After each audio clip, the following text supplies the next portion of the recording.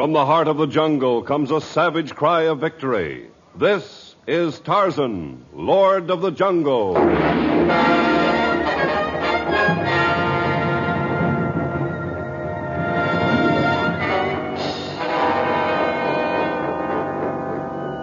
From the black core of dark Africa, land of enchantment, mystery, and violence, comes one of the most colorful figures of all time. Transcribed from the immortal pen of Edgar Rice Burroughs, Tarzan, the bronzed white son of the jungle. And now, in the very words of Mr. Burroughs, the story of Tarzan and Black Ivory.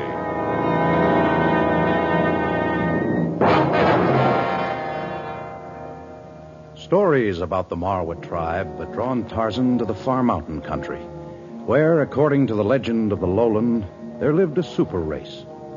The people had been described as 7 feet in height, and it was said that they could wrestle with Sheeta, the panther, outrun Bara, the deer, and bend a young tree for a bow.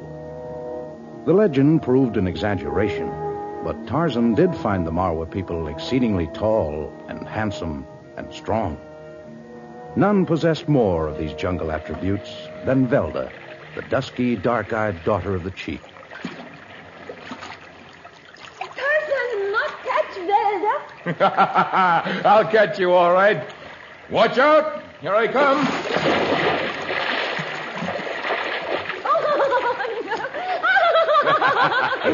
So I couldn't catch you, eh? Tarzan. Tarzan, help Velda onto a rock. All right. There you are. Oh. Well, then, do you admit that I can swim faster than you? Tarzan swim faster and run better than any Marwa. And that is why my father, the chief, make Tarzan son of tribe. I'm happy about that, Velda. For I've never known any tribe as brave as yours. As ours. Never before have Marwa take stranger as son. And this only because Tarzan is mighty hunter and fisher. Well, if I am a good fisherman, I'd better take these fish I speared back to the camp and clean them. Oh, no, Tarzan must not. What? Oh, that is job for Tarzan's woman. Tarzan's woman? Oh, now, wait a minute, Velda. Oh, does not Tarzan like Velda? Of course I like you. And is not Velda beautiful in Tarzan's eyes? I think you're as lovely as the blossoms of the jungle acacia. But you are the promised one of Kalo. Oh, no more. Not since night Tarzan bested Kalo in wrestling contest. Now, only Tarzan can marry daughter of chief of great Marwa tribe. When Goro the moon comes to fullness again, Velda will become Tarzan's slave forever. I don't like that word slave, Velda. Huh? You'll never be any man's slave, not mine nor anyone else's, so long as I have strength with which to fight.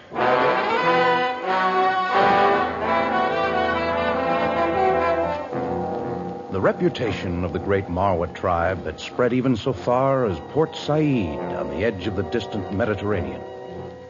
There, in a ramshackle building on a narrow side street, a man in the flowing robes of the Bedouin thought about these great, strong people as he waited for a caller.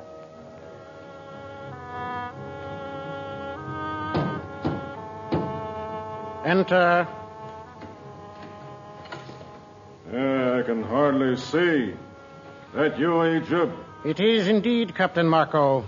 Ajib Ben Zaman bids you enter. And close the door. Okay. Come near to me, mighty captain of the sea. You're going to hold that mighty captain of the sea business and tell me what all this mystery's about. I know of no mystery, my worthy captain. Not much you don't. Sending one of those Hawkeye messengers to my ship and making me meet you here in this part of town? What do you want? Your tongue is sharp, friend, for one whose ship cannot find cargo among the reputable merchants of Port Said. All right, so you found out I'm broke. So what? Ajib Ben Zaman wishes but to improve the fortunes of his friend. I know of rich cargo for your ship to carry to distant ports. The kind of cargo you ship is too risky. Ah, but this time it is neither the seed of the poppy nor the guns our government has elected to term contraband. What then? This time you shall carry black ivory. Black ivory? To translate the jargon of a crass world, slaves. Slaves? In this day and age? There are still many markets, including countries which claim to be opposed to all forms of slavery. Well, maybe so. But I'm not getting into a racket like that. I think you are, Captain Marco. There is much Ajib Ben Zaman could arrange to have the port authorities learn about some of your past cargoes. Well... You will profit handsomely. My emissaries tell me of a Marwa tribe whose people are tall and handsome and strong. They will bring many pieces of gold. Suppose I agree. How do you know I'll still be in port when you bring them back? Because I'm taking you with me, Captain Marco. My men wait outside this hall now. One will carry a message back to your ship. A message wherein you command your crew to await your return when your business in the jungle is completed. How do you know I won't spoil your game? I have planned long for this. I have come many days' journey for this meeting in Port Said. Anyone who attempts to spoil my game will die. I care not if the infidel is a man of the sea or a creature of the jungle.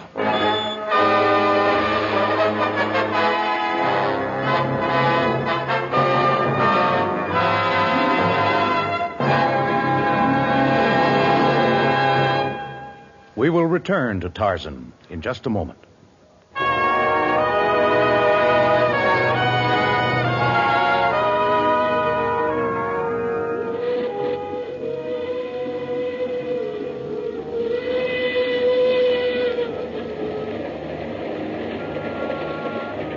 The mournful whistle of the Cape to Cairo Railroad engine sounded in the night.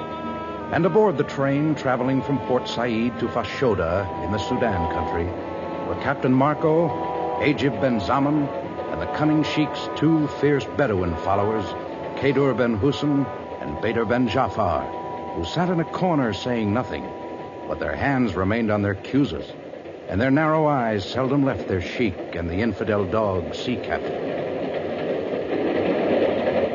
Why do they keep sitting there staring at me? Perhaps they doubt your full enthusiasm for our plan. Maybe they're right. 4 men going into the jungle to try to capture a whole tribe of huge savages. When we leave the train at Fashoda, we will be met by my men. More than a double score of cunning shiftas skilled in the art of taking slaves. I see. They will have with them camels and fleet Arabian horses, the tools of their trade, and the wherewithal for a comfortable menzil. Menzil? Encampment. Oh. Forgive me for forgetting that you are a cultured foreigner who knows not the crude language of Mohammed. Yeah. Well, so these shifter guys catch the blacks.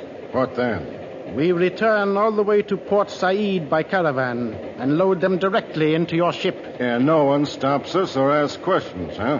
No one questions the content of a closed packing case unless there are sounds of protest from within. Yeah, that's just the point. You think those blacks aren't going to scream murder? For those that babble, there is always the heated iron that removes the tongue almost painlessly.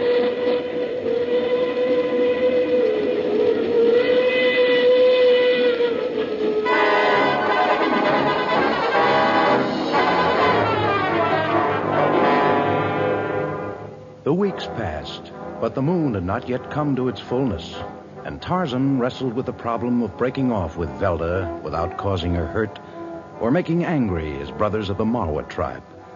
Already one of them, Kalo, to whom Velda had been promised, looked upon Tarzan with unfriendly eyes. This day, Tarzan walked from the camp deep into the jungle. Following him at a little distance came Velda, and following her stealthily came Kalo. I heard someone. Who follows me? It is but your promised one, Velda. You should not follow me, Velda. Especially not when I walk into the jungle. Why does Tarzan wander away from the Marwa camp? I am not used to being with people all the time, Velda. Perhaps I shall never learn. When the moon comes full and we are married, then Tarzan be real son to my father. And then perhaps it will be easier in the mind. I'm afraid not. Velda, how can I tell you? What words are there to explain that I can't marry you? Tarzan would shame Velda before the tribe. He has claimed her in ceremonial wrestling match. And now Hush. Shh. I hear someone. Though the wind is against us, I sense the coming of enemies. I care not for enemies. If Tarzan will not have Velda, then she... Be still, woman. Who comes? I come. Kalo. What do you want, Kalo? Why do you follow me? Tarzan take Kalo's woman, and against law of tribe, he steal into woods with her before nuptial feast. I did not steal into the woods with her. I came for a walk. She followed to talk to me. Kalo see Velda cry. Surely Tarzan bring dishonor to tribe. Marwa make mistake when he take Tarzan as son. Tarzan not true Marwa. I am sorry, Kalo. But Kalo change mistake of tribe. Cleanse name of Marwa tribe with Tarzan's blood. Oh, no, Kalo,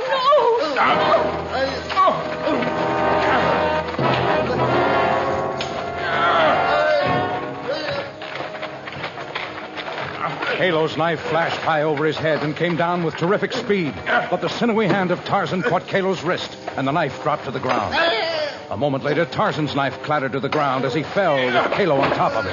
The men rolled over and over, locked in savage struggle. Velda turned her back and ran right into the path of another spectator, Bolgani, the gorilla. Picking her up in his gargantuan arms, he hugged her to his hairy bosom and fled through the forest with her, as Tarzan and Kalo continued to struggle. Wait! That's Velda! Velda in trouble. Help! Bolgani taking me away! Come, Tarzan. We're coming, Velda! Behind those rocks. Kalo, see them. No knife and no bow. Could not shoot anyway. Hurt Velda. Bolgani's putting her down. Getting ready for us.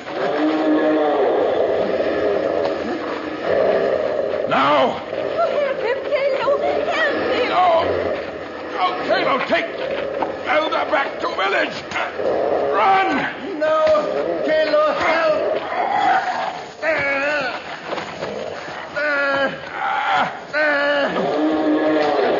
No, Kalo!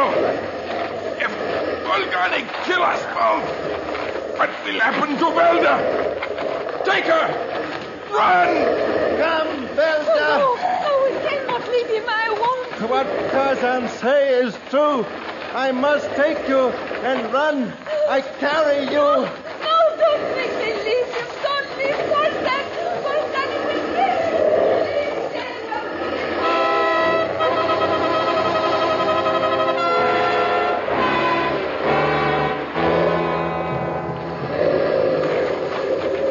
Now Velda and Kalo were forgotten as the two animals of the jungle, man and gorilla, fought for their lives. The gorilla's huge claws ripped into Tarzan's flesh.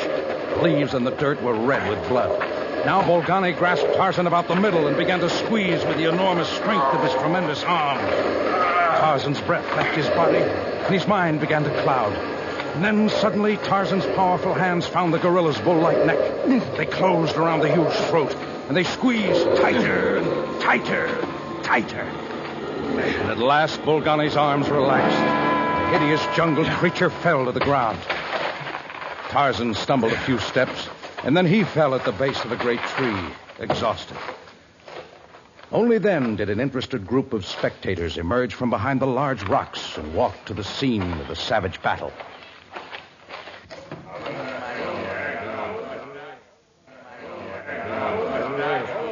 The savage is unconscious. Dad, did you ever see a fight like that, Bedouin? No, Captain Marco. Never before have these eyes seen such a struggle. The gorilla dead? He has gone to his maker. Men, tie up the savage. Tie him up. Can't you see that he's white under that bronze? We're not hunting for white men. What we do with an Nazrani is to be decided by Sheikh Ajib Ben Zaman. He has a great reputation for wisdom and for his own particular brand of mercy.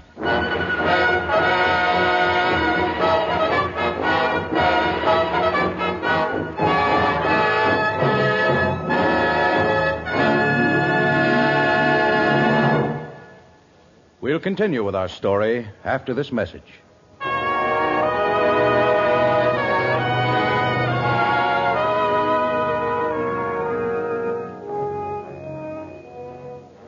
So you are Ben Zaman. My subjects call me by that name, but I find your form of address and your manner exceedingly impertinent for a prisoner.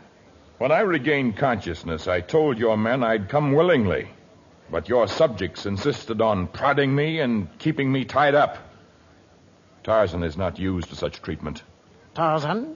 You are the famous Tarzan? Some call me Lord of the Jungle. Cador, why have you taken this man prisoner? Untie him at once. I told him he was making a mistake. You are wise, Captain Marco. Here, I'll cut the bonds myself. Thank you, Ben Zaman. I was told you were a wise man, and you live up to your reputation. I apologize for what has transpired. You are my guest. Ibn, bring coffee and viands. Pray be seated, Tarzan.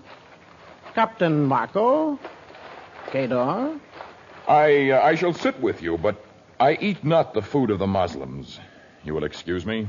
Can't say I blame you, son. Coffee, they call it. Full of cloves and cinnamon. And so sweet it makes you sick. And the food, like some dive in Damascus. I forgive your crude remarks, Captain Marco, and I excuse you from sitting with us. Yeah, that's fine with me. Good luck to you, Tarzan. Thank you, Captain Marco. I cannot apologize enough for the indignities you suffered at the hands of my men, Tarzan. Perhaps you will permit me to repay you by offering you the hospitality of my humble menzil. I am very tired. I will accept your kind offer. Hayat! Show Tarzan to a bayet containing a soft mat on which to sleep, and see that he has every comfort. May Allah grant you sweet dreams, Tarzan. You are most kind. I shall see you when the sun is in the heaven. I hesitate to question you, my sheik, but your actions furrow my brow with questions. Fool! Have you never before heard of Tarzan? No. Many times in the past has he thwarted the plans of slave raiders. And yet you treat him like a friend. We had him tied, helpless, and you... Had we plunged a cuirass into him while he was bound, every native and every beast in the jungle would have united against us. Yes? But instead we shall treat him as a dear friend. We shall persuade him to remain for a few days. By tomorrow night, any doubts he may have had about us will have vanished. We shall be filled with sorrow when he is discovered dead the next morning. But you said... We shall find Captain Marco, the Nazrani, guilty of the murder, and we shall shoot him for his foul deed. That way we can cause no enmity, and with Tarzan out of the way, our hunt for black ivory will be simple. But won't we need Marco? When we return to Port Said, we shall commandeer his ship. In that way, we need not pay the dear captain his share of the loot.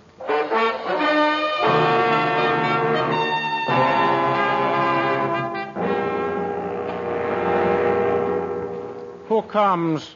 It is Cador, my sheik. I bring a native who tried to steal by the sentries. Oh, he looks like a healthy young buck. Very strong and healthy, Buana. Only me not steal past centuries. Me come to see a great sheik need work.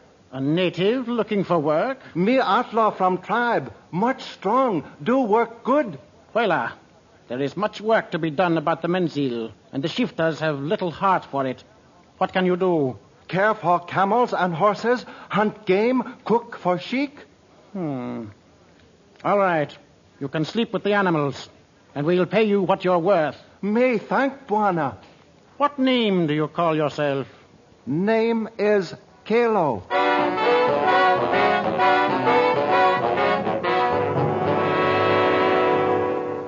Who steals into my tent while I sleep? Hush, Tarzan. It is Kalo. Kalo.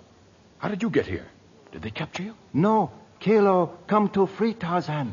But you are not bound. We sneak from camp now. Not yet. Do you know what these men are, Kalo? Kalo knows.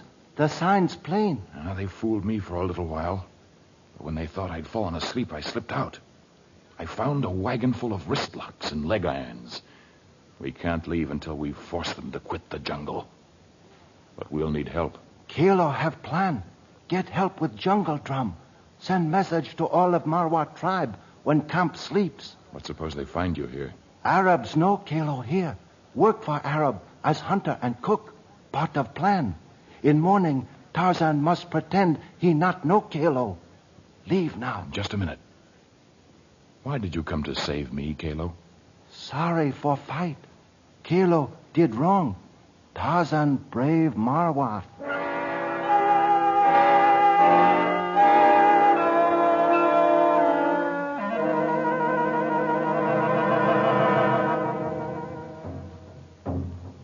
That night, Kalo's drum sounded in the jungle, and from far off came the answer. The mighty Marwa tribe would send their fiercest Waziri to fight the slave raiders, and they would follow the plan told them by the drums. The next day, the plan was whispered to Tarzan, and by the time the Arabs had gathered for their evening meal that night, the jungle that skirted the Menzil was alive with native warriors. They awaited the signal from the peaceful-looking bed of the sheik. Bring us our evening meal. Pray be seated, Tarzan. Captain Marco, Kedor, Eben, the rest of you. My nose is assailed with a delicious odor. Kalo the Black has provided us with a rare treat. He has hunted in the woods all day and has returned to cook the fruits of the hunt. Approach with the repast, Kalo. Kalo, bring food. Meat much heavy. The entire animal turned on a spit. You are a rare jewel, Kalo. Meat is wapi, the antelope. Taste fine, only too much for few men. And Kalo have more meat to bring in. Call rest of men. That is a noble thought, Kalo.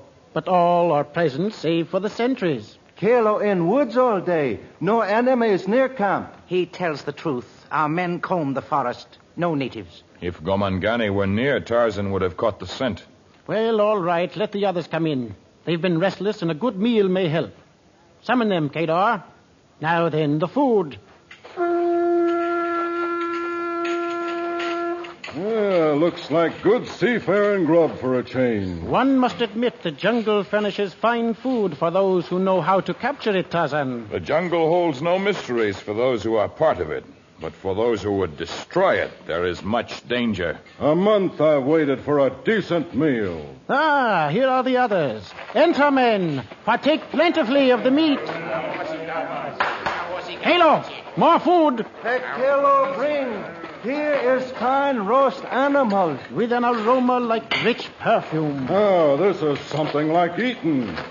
This meat Captain Marco asked for. Huh? This Horta, the boar. A boar? The greatest of insults. Bringing the flesh of a swine to the table of an Arab. And you ordered it, Captain Marco. I swear Taunting us about our coffee and our food, and then this insult. No man can insult the faith of Ajib Ben Zaman. Look, I never... You sneaking infidel dog! You can't slap me, you rat! Ajib is reaching for his gun.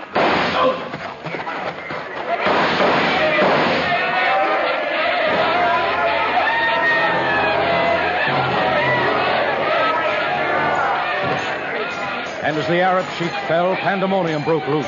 Kedor dropped. Marco fell with accuser in his heart. And as the confusion mounted, a horde of fierce Waziri flooded into the tent, wielding wicked knives left and right. And Kalo and Tarzan led the battle until no Arab remained in the Menzil of Ajib Ben Zaman.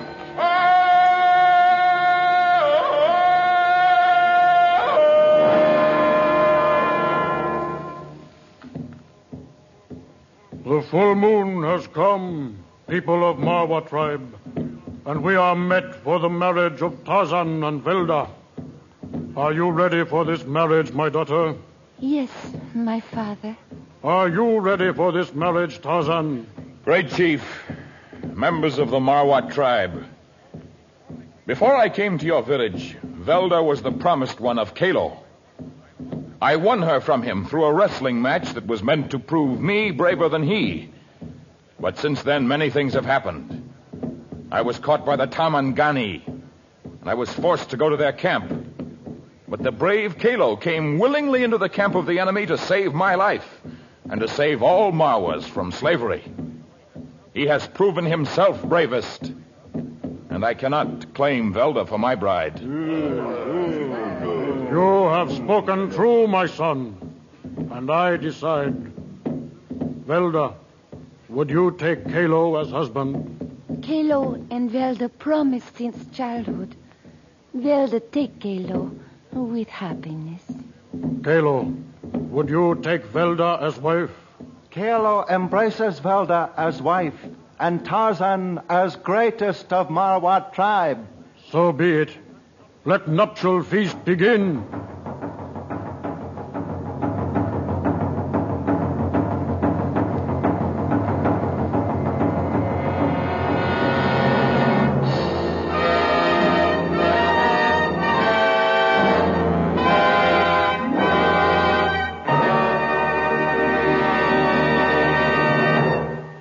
We'll tell you about our next story in just a moment.